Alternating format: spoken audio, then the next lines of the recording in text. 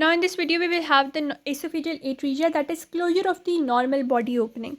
So defect of esophageal septum to develop, it causes the tracheoesophageal sometime. For example, you have esophagus and you have trachea and they have abnormal connection between them. That one is known as the esophageal tracheoesophageal fistula. Why does it happen? Because there is incomplete separation, or the septum that was being formed, it was incomplete. So that septum being incomplete leads to the production of a channel between the two, that is a fistula between the trachea and the esophagus. Now if the septum that was separating them, if deviates to the posterior direction, sometime it causes the normal esophageal opening to close down. So for example, if the septum was over here and the esophagus was like this, but if the septum deviates to the posterior direction, like in this direction, the whole of the esophageal opening will be compromised. One thing is that the septum deviates to the posterior side. Second thing is that failure of recanalization in the 8th week, same as the esophageal stenosis. Now what will happen due to this? The whole esophagus is now blocked, atresia, or obliterated.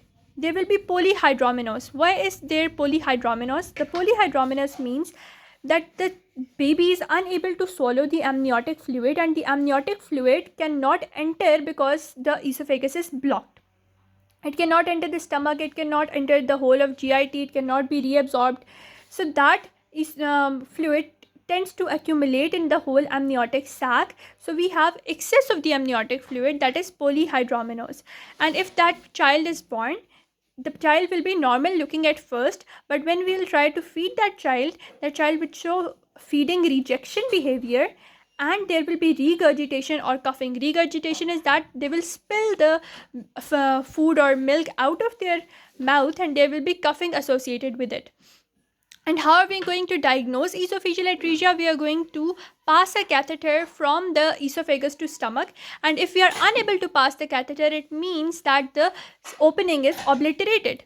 Now if we talk about survival, if a baby is 2 kgs with no cardiac abnormalities and comes with this condition, there is a 100% chance of survival.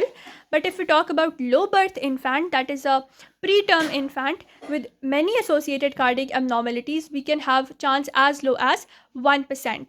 So with that, we are done with esophageal atresia.